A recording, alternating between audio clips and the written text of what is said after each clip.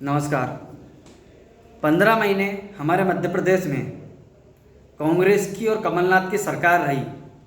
मैं सिर्फ इतनी बात करना चाहूँगा कि उन 15 महीनों में सरकार की एक उपलब्धि अगर आप बता दो और कांग्रेस पार्टी अगर एक उपलब्धि बता दे कि हमने ये काम किया, तो एक भी ऐसा काम उन्होंने जो 28 वचन पत्र में उन्होंने वादे किए थे उसमें से एक भी वचन उन्होंने पूरा नहीं किया। कांग्रेस की उपलब्धि संबल जैसी महत्वपूर्ण योजना, जिस योजना के अंतर्गत अगर दुर्घटनावश किसी का एक्सीडेंट हो जाता है या दुर्घटना घट जाती है तो उस परिवार को 4 लाख रुपए का मुआवजा शिवराज सरकार ने तय किया था।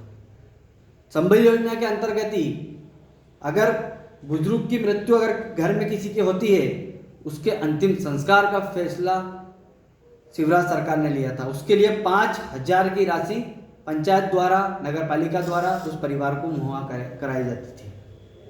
संबल योजना के अंतर्गत गरीबों का फायदा था, गरीब किसानों का फायदा था। लगभग 3 करोड़ गरीब उसके लाभान्वित होते थे। ऐसी योजना को बंद करके क्या ये आपने उपलब्धि हासिल करी? भावांतर जैसी महत्वपूर्ण योजना शिवराज सरकार ने चलाई थी किसानों के हित में, क्या उसको बंद करके इनने उपलब्धि हासिल करी? कर्ज माफी का वादा किया था, 2 लाख तक का सभी किसानों को कर्जा माफ हो जाएगा। किसी भी एक भी किसान का मध्य प्रदेश में 15 महीने में 2 लाख तक का कर्जा माफ नहीं हुआ है।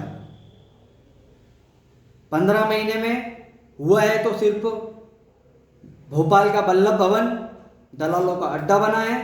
15 महीने में हुआ है तो सिर्फ बेटियों के ऊपर अत्याचार हुआ है, बहनों के ऊपर अत्याचार हुआ है।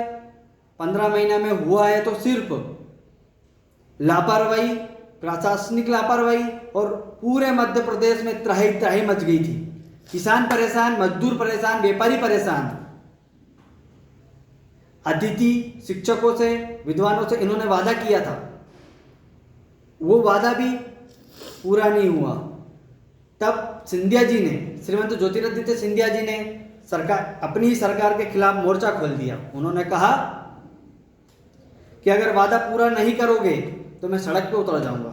उसका भी इनको कोई प्रभाव नहीं पड़ा, क्योंकि दिग्विजय सिंह और कमलनाथ की ऐसी जोड़ी जम गई थी। एक पर्दे के पीछे सीएम था, एक पर्दे के बाहर सीएम था। पूरे मध्य प्रदेश को तबाह और बर्बाद कर दिया था।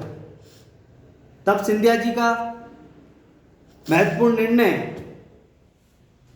भारतीय जनता पार्टी में वह शामिल हुए। अपने 22 विधायकों को लेकर कांग्रेस की सरकार गिरी। कमलनाथ को अपना आईना दिखाया कि जनता ही सब कुछ होती है, जनता ने आपको जिस लिए चुना था आप वो काम नहीं कर रहे हो। इस चीज से उनको रूबरू कराया और शिवराज जी ने चौथी बार फिर मुख्यमंत्री पद की शपथ ली, और शपथ ऐसे समय में ली, उस समय पूरा विश्व कोरोना जैसी महामारी से संक्रमित और भयंकर तरीके से पूरे विश्व में कोरोना महामारी फैल रही थी। उस समय मध्य प्रदेश में कोई भी कोरोना से लड़ने की व्यवस्था नहीं थी। तुरंत शिवराज जी ने रात को 9:30 बजे शपथ ली।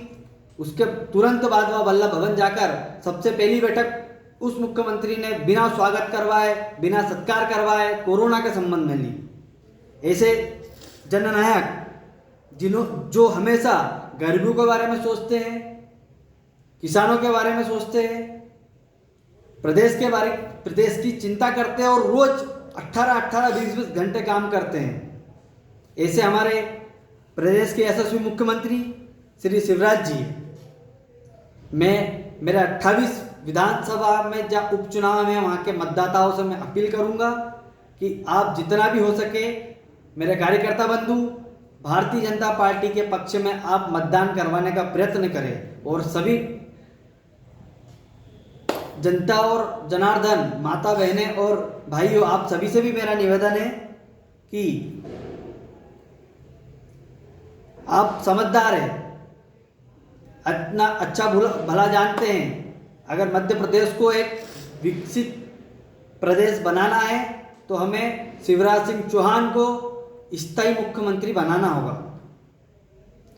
हम 9 सीट जीतकर भी भारतीय जनता पार्टी की सरकार बना सकते हैं, लेकिन भारतीय जनता पार्टी का ये उद्देश्य है कि पूरी की 28 के 28 सीट हम जीतेंगे, क्योंकि 28 विधानसभा में रहने वाले हर एक व्यक्ति मध्य प्रदेश का नागरिक है। मध्य प्रदेश के विकास के लिए, उन जनता की भलाई के लिए, गरीबों की भलाई के लिए मैं आप सभी से निवेदन करता हूं, आने वाली 3 तारीख को कमल का बटन दबाकर हमारे 28 ही प्रत्याशी को विजय बनाएं और शिवराज सिंह चौहान साहब को स्थायी रूप से मुख्यमंत्री बनाएं। मेरा ये सभी से निवेदन है। यहाँ शिवराज जी बहुत बेहतरीन काम कर रहे हैं और 15 साल तक उन्होंने बहुत मध्य प्रदेश को एक अलग ही मुकाम पर पहुंचा दिया है।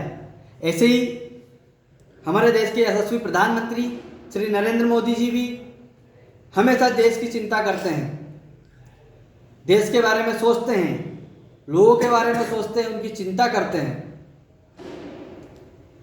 ऐसे ऐसे ऐतिहासिक निर्णय हमारी भारत सरकार ने लिए हैं कि शायद वो कभी संभव ना हो पाते, लेकिन शेरे हिंदुस्तान प्रधानमंत्री श्री नरेंद्र मोदी जी ने 370 जैसा मुद्दा, कहाँ है मुद्दा, गायब ही कर दिया। राम मंदिर वाला मुद्दा कहाँ है। ऐसे महत्वपूर्ण निर्णय सरकार ने लिए हैं। 3 तलाक, हमारी मुस्लिम बहनों के पक्ष में अत्याचार होता था उनके ऊपर, इतना महत्वपूर्ण निर्णय। उन्होंने कभी वोट बैंक की राजनीति नहीं करी है। भारतीय जनता पार्टी का ये उद्देश्य नहीं रहता है कि वो वोट बैंक की राजनीति करे। हमेशा पूरे 125 करोड़ की 130 करोड़ देशवासियों की चिंता करते हैं मोदी जी। इसलिए मेरा आपसे निवेदन है, कृपया आने वाली 3 नवंबर को भारतीय जनता पार्टी के पक्ष में जितना हो सके मतदान करें, लोगों से करवाएं और मध्य प्रदेश को एक सुरक्षित हाथों में, शिवराज सिंह चौहान जी के हाथों में सौंपें। बहुत बहुत धन्यवाद। जय हिंद, जय भारत, वंदे मातरम।